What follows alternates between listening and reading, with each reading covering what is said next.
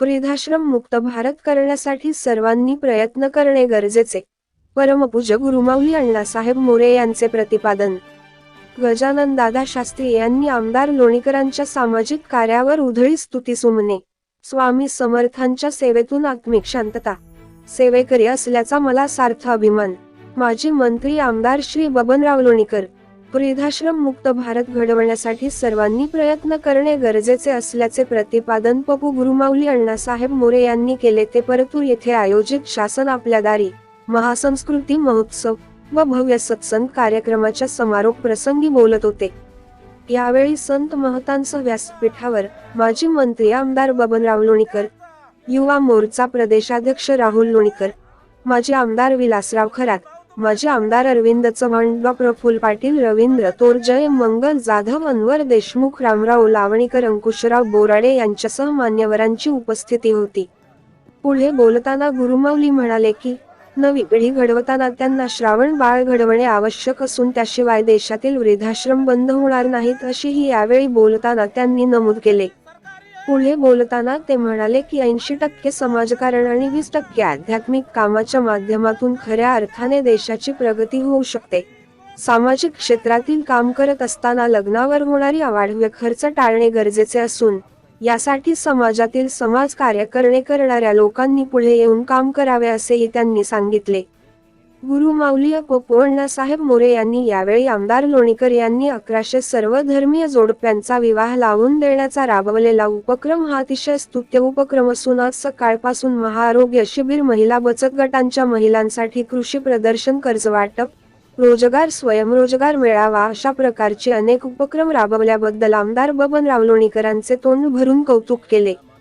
पुढे बोलताना ते म्हणाले की अवघ्या 4 दिवसामध्ये एवढा मोठा प्रचंड जनसमुदाय या प्रल्हादपूर नगरीमध्ये जमवण्याची किमया आमदार लोणीकरांनी करून दाखवल्याने आपण समाधानी झाल्याचे ते यावेळी म्हणाले. संस्कारी कुटुंब ही माता भगिनी यांनी टिकून ठेवलेली गोष्ट असून म्हणूनच माता भगिनींना संस्काराचे श्रेय देणे उचित ठरते. कुटुंब हे शाकाहारी निर्व्यसनी असावे यासाठी माता माऊलींची श्री स्वामी समर्थांकडे मागणी असते. त्यामुळे कुटुंब व्यवस्था टिकून असल्याचे यावेळी बोलताना त्यांनी सांगितले. उपासनेमध्ये मोठी ताकद असून यामध्ये महिलांनी मोठ्या प्रमाणात सहभाग घ्यावा असे यावेळी त्यांनी नमूद केले. मराठी अस्मिता आणि भारतीय संस्कृती हा अतिशय महत्त्वाचा विषय असून आपली अस्मिता जोपासण्यासाठी, आपली संस्कृती पुढे टिकवून ठेवण्यासाठी संस्काराचे महत्त्व अनन्यसाधारण असल्याचे यावेळी त्यांनी सांगितले. शेतीचा दर्जा घसरण्याला आपणच जबाबदार असून हुशार लोकांनी शेती क्षेत्रात येऊन विषमुक्त शेतीचा प्रयोग करत या प्रयोगाच्या माध्यमातून विविध उत्पादने घ्यावीत असेही यावेळी गुरुमाऊली यांनी सांगितले.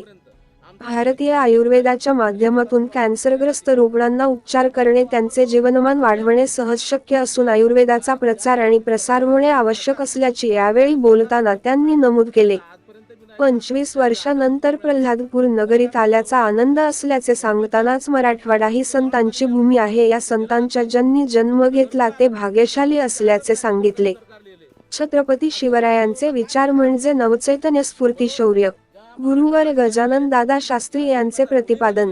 छत्रपती शिवरायांचे विचार हे खऱ्या अर्थाने देशाला, जगाला दिशा देणारे विचार असून त्यांच्या विचारातून स्फूर्ती, नवचैतन्य, शौर्य निर्माण होते असे प्रतिपादन शिवव्याख्याते गुरुवर गजानन दादा शास्त्री यांनी शासन आपल्या दारी या उपक्रमांतर्गत बोलताना आपले मत व्यक्त केले. पुढे ते म्हणाले की छत्रपती शिवरायांचा वारसा या महाराष्ट्राला लाभलेला असून या ठिकाणच्या युवक युवतींनी मार्गक्रमण करत असताना छत्रपती शिवरायांचा प्रताप आठवत काम केल्यास निश्चित हा देश, हे राज्य सुजलाम सुफलाम होईल असा आशावाद यावेळी त्यांनी व्यक्त केला. पुढे बोलताना गजानन दादा शास्त्री म्हणाले की ऐसा राजा पुन्हा होणे नाही, ज्याच्या राज्यात प्रजेच्या काडीलाही कधी हात लागला नाही. त्यामुळे छत्रपती शिवराय हे प्रत्येकाचे आदर्श असून प्रत्येकाने त्यांनी घालून दिलेल्या आदर्शवर मार्गक्रमण करावी अशी यावेळी आपल्या दणदणीत व्याख्यानात श्रोत्यांना मंत्रमुग्ध करत आपले विचार व्यक्त केले.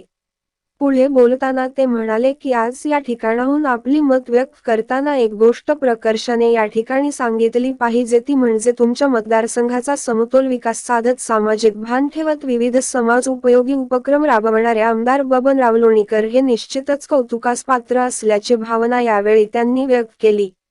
स्वामी समर्थांच्या सेवेतून आत्मिक शांतता.